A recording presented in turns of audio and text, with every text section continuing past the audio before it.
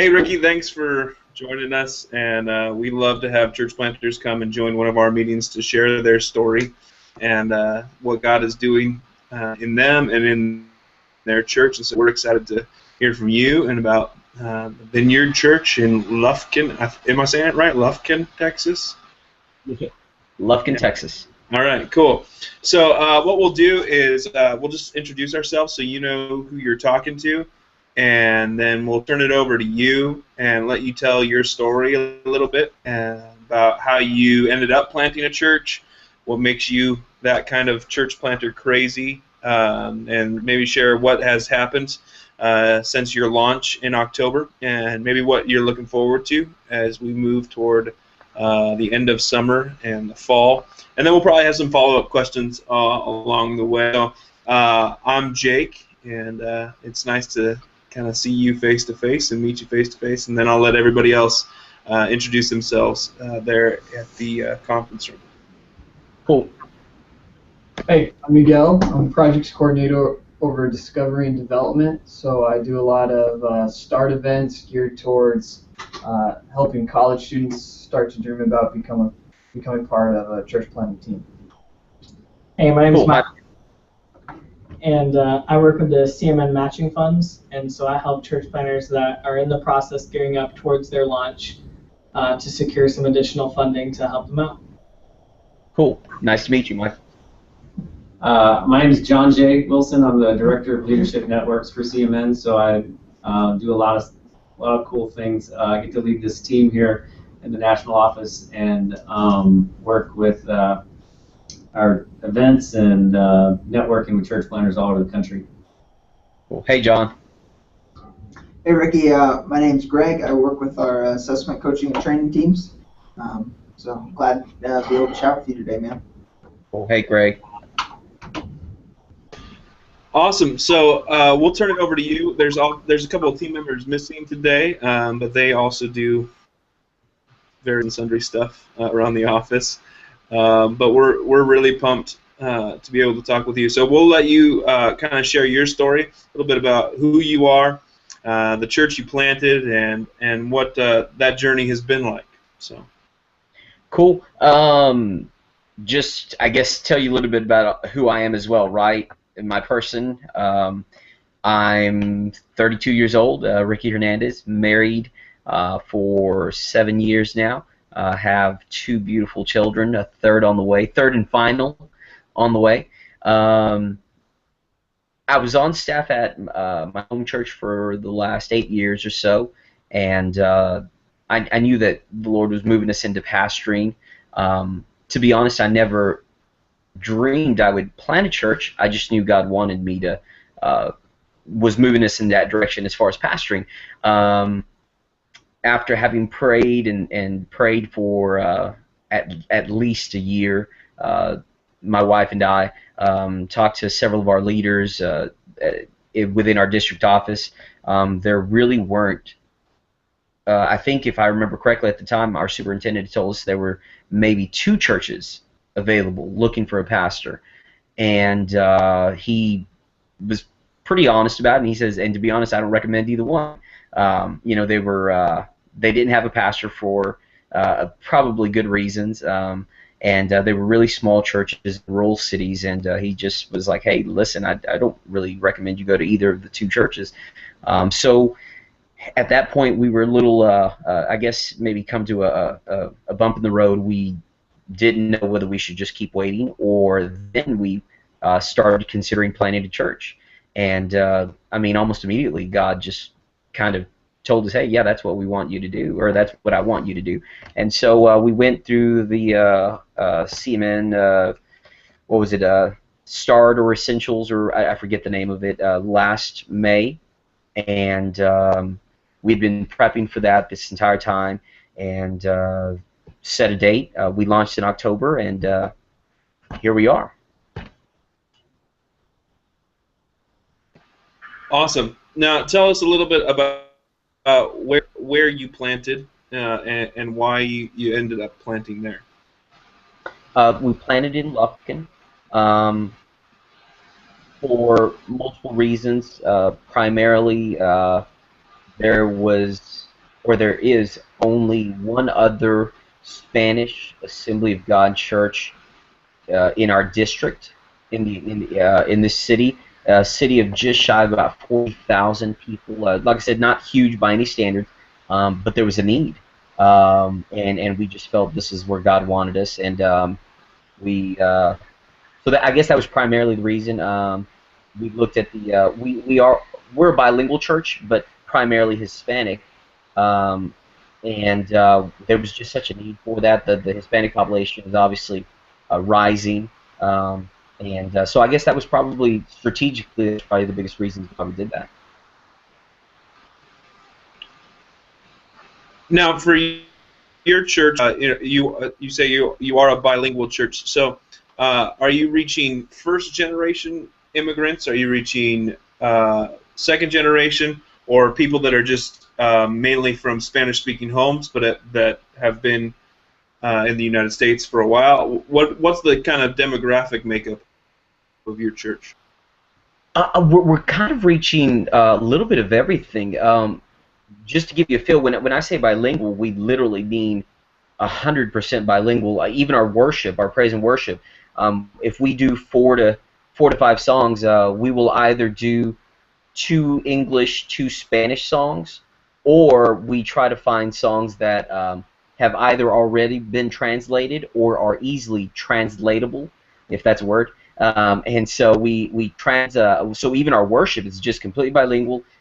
When I preach, I preach straight down the line. I'm very fluent in Spanish.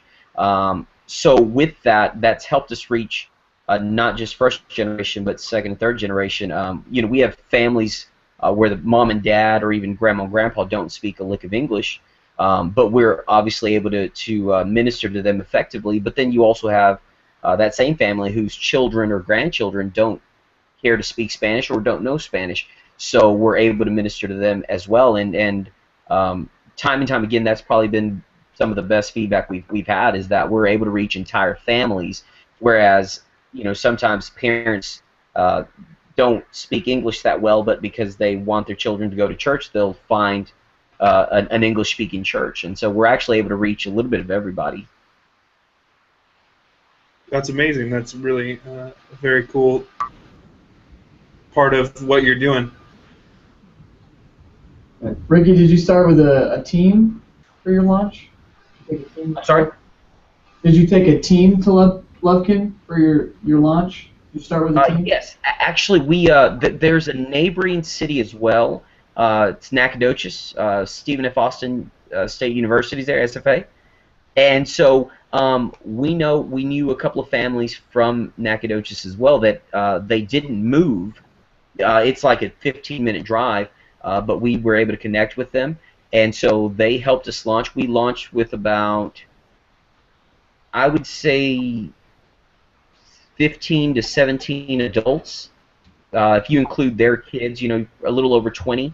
But they haven't moved entirely. Like I said, I think 3 of the families are from Nacogdoches, and they're just about a 15-minute drive, and so they didn't necessarily move here. They just stayed there, but they were able to commute pretty easily. But yes, we did start with a team.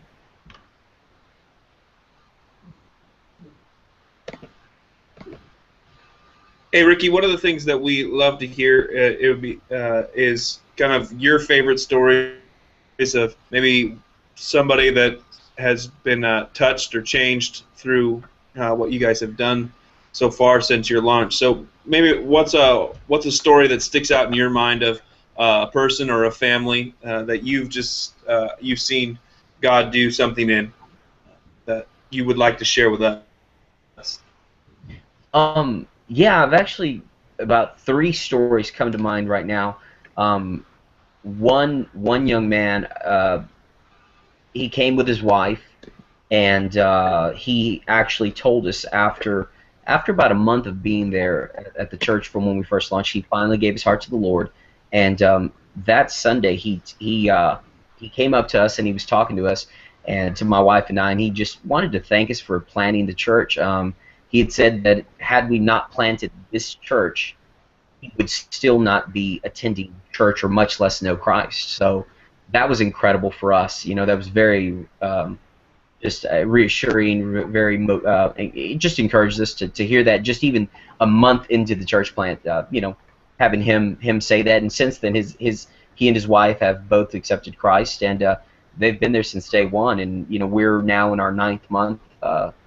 So that's one story. Another quick story: young man, 16 years old, talking to his mother just about 2 weeks ago, and he's in summer school, unfortunately, having to do that. And she was just sharing with us that she struggles to get this kid up at 9 o'clock, Monday through Thursday to go to summer school. But on Sunday morning, he's up by 7:30, 8 o'clock, fully dressed, ready to go to church. So that's just really awesome. We've been able to minister to him. Those are at least 2 stories that come to mind right now. That's awesome. Love it. Ricky, what are some of the things you did in the community as you were getting ready to your launch for people to kind of become familiar with church and what you were wanting to do? We did a number of things. We were able to contact the Spanish newspaper here in town. It actually, I think there's a local Spanish newspaper that distributes all of East Texas, and it reaches multiple counties, and I forget how many tens of thousands or even over 100,000 Hispanics that it reaches. So we were able to do a lot of promotional stuff through that. We were able to do some promotional stuff through the radio as well, primarily the Spanish radio. Did a lot of just typical door-to-door stuff in preparation to the launch. Trying to think what else. I think those are some of the biggest things that we did initially to create awareness. Was that the question? Just kind of create awareness? Yep, that was it. So, yeah. Ricky, you said you went in May. So was that at the launch event in Frisco, Texas? Yeah, that was the Frisco one. Okay. You said you're 9 months into this now. So what are some of the things that you wish you would have known going into this? What are maybe some of the biggest surprises along this journey that you've experienced that you wish you would have known? And as we kind of continue to develop and train church planners, we want to start to make sure that we're always evaluating our training process and what we can do to make it better for people that are where you're at now. So.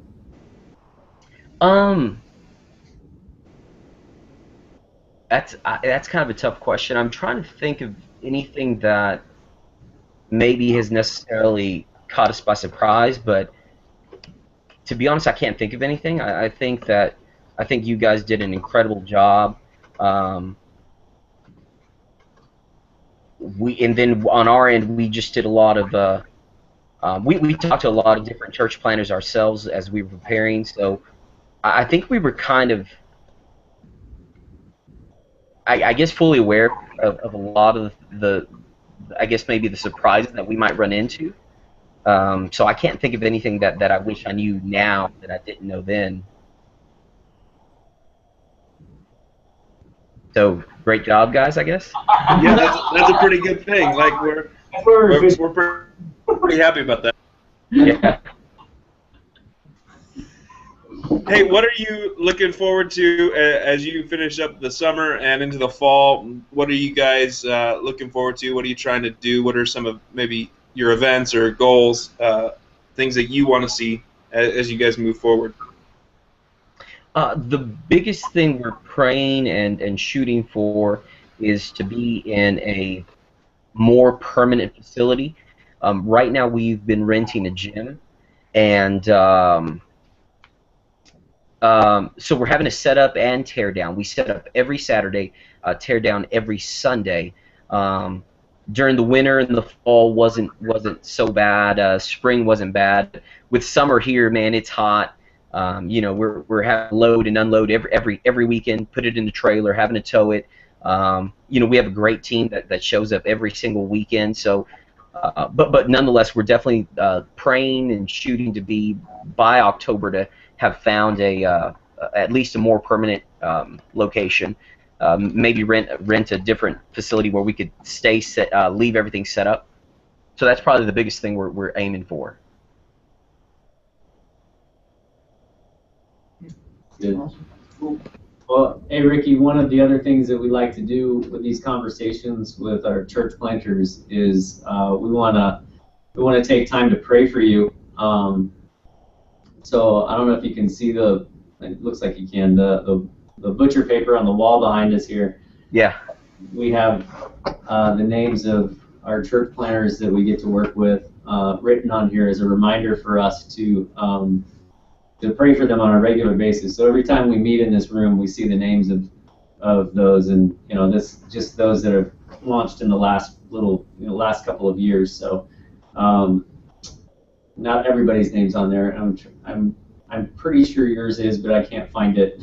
Because when you would have launched, I think we would have gone through and added that. But anyway, it's just a constant reminder for us to pray for the planters that are doing what you're doing. So, but we do want to end this time praying specifically for you and your family and for your church. And if you want to give us, some of those things that we can remember you with, remember along with you, we want to pray for you before we let you go, and just let you know how much we appreciate what you're doing, and we're grateful to be a small part of it, and want you to know that you have a group of people here that are excited about what you're doing and are here to support you in numerous ways. But one of those ways we want you to know is that we do pray for you, and we want to take time specifically today to pray for you before we let you go. Cool. Yeah, definitely. I appreciate that. So, do you have anything specifically on your heart that we can pray with you about? Yeah, just I guess maybe right now one of the biggest things we're actually having to deal with, and this just came up last week, and I was talking to my coach about it. I guess independent. Well, it's not independent of the church plans. Obviously, has very much so everything to do with it. We're dealing with a pretty big issue of adultery. We had one of our home group leaders was caught in adultery, and so that's affected his family and one other family in the church. So if you would just definitely pray for that. Help us pray for wisdom and to be able to deal with it as best as we need to. But in general, just continue to pray for leaders that God would continue to provide, and He has every time. I mean, it's just been amazing. Every time that we have a need, God's provided. But just continue to pray that God would help us communicate the vision with clarity. Just get people excited about doing the work that God's called us to do. Great. Well, appreciate your time and excited to hear what God's doing in your church and Vineyard, and we celebrate with you and we want to pray with you. I'm going to ask our Spanish-speaking member of our team, Milo, to pray for you and to lead us before we let you go. Cool. Thank you. Awesome. Let's pray, guys. Dear God, we just thank you today just for the opportunity to be doing what we're all doing, God, whether it's here serving the national office, God, whether it's planning a church. God, we're really grateful for everything that you've provided for us up until now and for what you're going to provide in the future, God, and looking forward to that, God. I just pray right now, God, for Ricky and for his family and for his church plan, God. I just pray that you would help them to secure, God, in the future another location, God, that'll be a little easier and a little less stressful as far as tear down, set up, God, and I just pray that you would just bless them beyond their wildest dreams, God, and that you would just provide something that is so clearly from you, God, and that is just, there's no other way that they would have it if it weren't for your hand, God, and on that situation and your blessing on that church. And God, I pray for these families, God, that are going right now through this difficult time, God, this difficult circumstance. I pray that you would give Ricky, God, and the leaders of the church wisdom, God, in handling it and in dealing it. And I just pray that there would be an abundance of grace, of wisdom, and God, anything anything that they need, God, that you would just be with these families and be with Ricky, God, and just be with his family, be with his wife and his kids, God. And as they're expecting another child, God, I just pray that you would just be in their lives, God, and have your hand on them and hand of protection, of guidance, and that anything that they have, God, that you would just, that they need, that you would just provide it. And I just pray for all the other church planners, God, that are here in this room represented with their names on the wall. Pray that you would be with all of them and help us to equip them, and just give us all a great day, great rest of our day, God. In your name we pray. Amen. Amen. Hey, thanks, Hey, Ricky. thanks, Ricky. Thank you, guys. Thanks, Ricky. Take it easy, man. Take care. All right, we'll see you. Yes, sir.